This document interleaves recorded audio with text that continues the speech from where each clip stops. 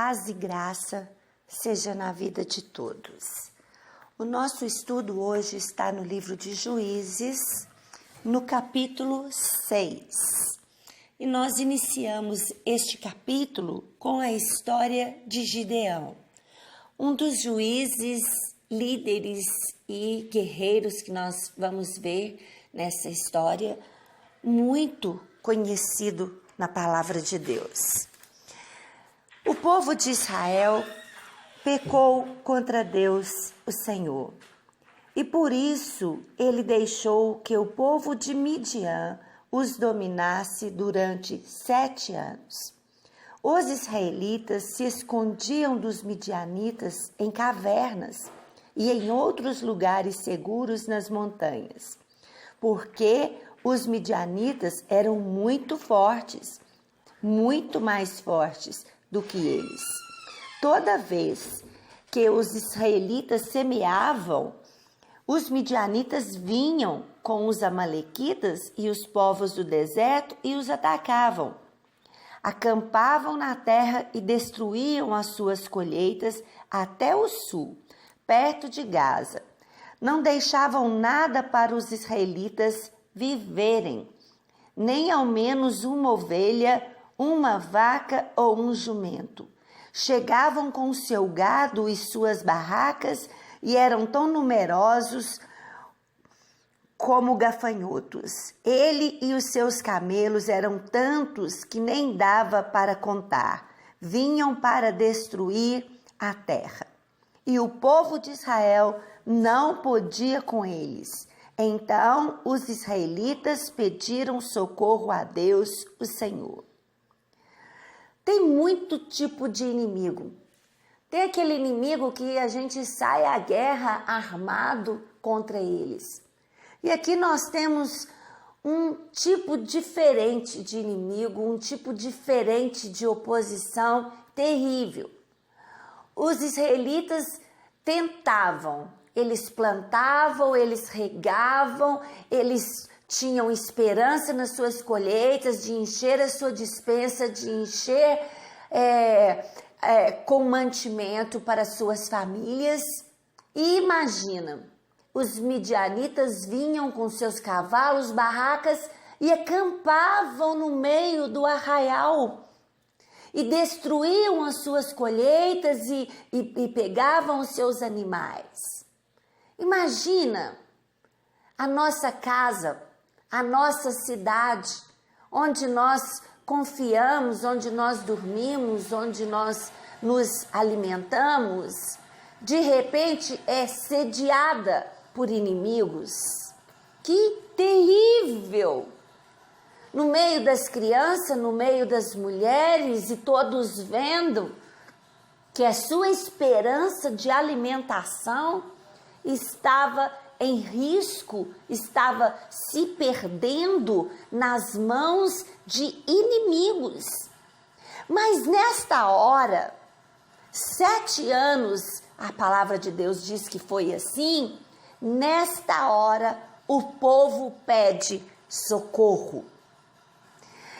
Quando nós nos voltamos para Deus de todo o nosso coração e pedimos socorro a Deus, Ele nos ouve, Ele nos socorre.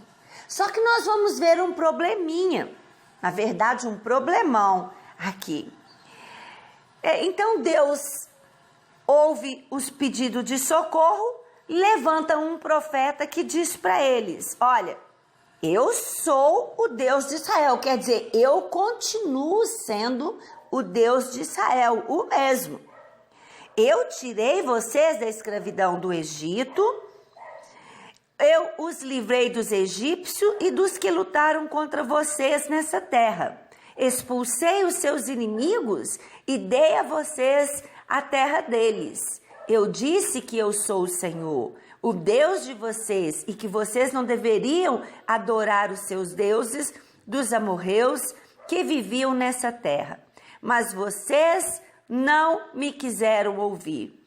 Então Deus manda um recadinho aqui por um profeta. Eu sou Deus, eu continuo sendo Deus, eu sou o mesmo Deus que tirou vocês com mão forte lá da escravidão no Egito. Mas eu aconselhei vocês, não se envolvam com os deuses dos amorreus. Não prestem culto a eles. Eu avisei que isso iria acontecer. É isso que Deus está querendo dizer aqui. Então, o anjo do Senhor, agora já é o anjo do Senhor, aqui novamente, né? A personificação da pessoa de Jesus Cristo, veio e sentou-se debaixo de um carvalho que havia perto do povoado. Esse carvalho pertencia a Joás, que era da família de Abiezer. O seu filho Gideão estava malhando trigo no tanque de pisar uvas, escondido para que os midianitas não o encontrassem. Existem alguns pregadores que chamam Gideão de covarde, porque ele estaria malhando trigo onde se preparava a uva, no tanque para a uva. E isso não é ser covarde, ele estava sendo estratégico. Nas guerras nós precisamos ser estratégicos. E ele estava sendo estratégico, os midianitas chegavam e não é tempo de colheita de uva. Por que eu vou fazer num lagar? O que eu vou fazer num tanque de uvas? E assim ele conseguia salvar uma plantação, uma colheita para a sua família. Não acredito dessa questão de chamar Gideão de covarde. Então o anjo do Senhor apareceu a ele e disse, olha o que diz o anjo do Senhor: você é homem corajoso e o Senhor está com você. Eu não posso dizer aqui se todas as imperfeições, as fraquezas de Gideão, mas seja como for, esse anjo estava falando para Gideão o que ele pensava de Gideão, como era que Deus via Gideão. Veja bem, em Provérbios 23, 7 diz assim: assim como você pensa em sua alma, assim você é. Assim como eu me vejo, assim como eu reflito a respeito de mim, assim eu sou. O que quer dizer? Eu posso controlar os meus pensamentos, eu posso confessar palavras positivas ao meu respeito, eu não tenho que ficar com pensamentos de derrota e me entregar a pensamentos que vêm a respeito de mim, que podem até estar condizendo com o que eu estou fazendo e vivendo. Mas eu tenho que ter pensamentos de Deus a respeito de mim, porque eles é que vão fazer com que eu verdadeiramente seja a pessoa que Deus pensa a meu respeito. E Gideão responde: se o Senhor Deus está conosco, por que está acontecendo tudo isso com essa gente? Que ele começa a questionar, mas como assim? O Senhor está dizendo que é comigo ou com o povo de Israel? O Senhor não está vendo o que nós estamos passando? 7 anos na mão dos midianitas, sem ter comida, porque eles roubam as nossas comidas? Como assim o Senhor é conosco? E nem precisaria de resposta, porque a resposta vai estar mais à frente, com os deuses que havia, os postes ídolos que havia ali no meio do povo, mas o próprio Deus já havia falado sobre a idolatria no meio do povo. O Senhor diz a Gideão no versículo 16: mas o Senhor disse: você pode fazer isso porque eu o ajudarei. você esmagará todos os midianitas como se eles fossem um só homem. Neste questionamento aqui com Deus, que ele fala que Deus não é com eles, por que está acontecendo tudo isso? E ele começa a dizer, o Senhor está me chamando, eu sou o menor da casa do meu pai, eu não sou nada, eu não sou capaz desse grande feito que o Senhor quer, não. E realmente, ele não é capaz. Eu não sou capaz. A resposta para nós está justamente nesses 2 versículos. Mas o Senhor disse, você pode fazer, porque eu o ajudarei. Não é porque eu tenho condição, o Senhor me ajudará, o Senhor ajudará Gideão. Você esmagará todos os midianitas como se eles fossem um só homem. Gideão respondeu, se tu estás contente comigo, então dai-me uma prova de que tu mesmo é que está falando. E por favor, não vá embora antes que eu traga uma oferta. Então Gideão oferece uma oferta para o anjo do Senhor. Ele fica ali à sombra esperando. Gideão vai, prepara uma comida, prepara carne com caldo, chega, coloca ali. O anjo manda ele colocar em cima da pedra, derramar o caldo em cima, e o fogo do Senhor, ele consome aquele alimento e logo o anjo desaparece. Gideão ficou assim temendo, ele diz no versículo 22. Aí Gideão compreendeu que era mesmo o anjo do Senhor que ele tinha visto e disse apavorado, ai de mim, Senhor, meu Deus, eu vi o anjo do Senhor face a face.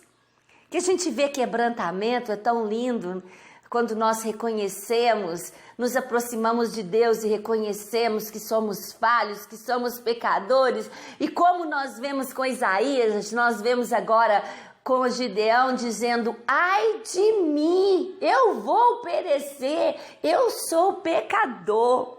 E o Senhor diz para ele, não tenha medo, tudo está bem, você não morrerá. Então, Gideão constrói ali o primeiro altar para louvar e engrandecer o nome do Senhor. As coisas agora vão começar a acontecer. O primeiro altar é erguido. Quando nós erguemos altares na nossa vida ao Deus Todo-Poderoso, altares de adoração, de gratidão, de louvor, testemunhando, nós estamos erguendo altares, é um sinal. As coisas vão começar a mudar, as coisas vão começar a acontecer. E ele diz para Gideão, olha Gideão, agora você vai derrubar todos os ídolos que tem em Israel. Pega lá o boi lá do seu pai e sai pisando em cima dos postes ídolo, dos ídolos que tem aí no meio de Israel. Havia muitos ídolos ali no meio de Israel. E quando eles pedem socorro, eles deveriam ter quebrado os ídolos para pedir socorro. Isso mostra que eles estavam somente com remorso, somente querendo o que Deus pode fazer e não quem Deus era, e não ter Deus habitando no meio deles. E Deus não é bobo, ele sabia disso. Ele prepara um livramento para esse povo, mas ele manda quebrar aqueles ídolos. Gideão ficou um pouco com medo, né? E faz isso à noite. À noite ele sai e pega o boi do seu pai e sai derrubando todos os altares e ergue um outro altar ao Deus Todo-Poderoso. O povo, quando soube que era Gideão, vai atrás do pai dele. E fala com ele, você vai matar ele. Olha o que ele fez. E é linda a resposta do pai de Gideão. Mas Joás, pai de Gideão, disse a todos que estavam ali reunidos contra ele, vocês estão defendendo Baal? Quem o defenderá? Quem o defender será morto antes do amanhecer. Se Baal é Deus, que ele mesmo se defenda. O altar dele é que foi derrubado. Então ele disse para eles: o quê? Eu creio que Deus está neste negócio. E amanhã quem estiver contra Deus vai morrer. Agora, vocês estão questionando o Deus de vocês? O mesmo Deus que não nos protege durante 7 anos? Só foi destruído o altar dele, uai. Se ele é Deus, que ele mesmo se defenda. E aí no 33 diz: então todos os midianitas, amalequitas e os povos do deserto se juntaram, atravessaram o rio Jordão, acamparam no vale de Jezreel. E o Espírito do Senhor dominou a Gideão. Dominou depois que ele jogou os ídolos fora e ergueu altares ao Senhor. E ele tocou uma corneta de chifre. E no verso 36, Gideão diz assim: ó Deus, tu dissestes que queres me usar para libertar o povo de Israel. Então ele está dizendo: Deus, o Senhor quer mesmo me usar? O Senhor quer mesmo que eu seja o libertador? Eu quero fazer uma prova com o Senhor. Eu vou colocar aqui esse monte de lã e amanhã cedo, se só tiver molhada a lã e por fora tiver seco do orvalho, eu vou entender que o Senhor quer usar a mim mesmo. E assim ele fez o teste com a lã, tanto seca quanto molhada. E Deus deu a prova para ele que estava com ele. Ele está conosco. Amém.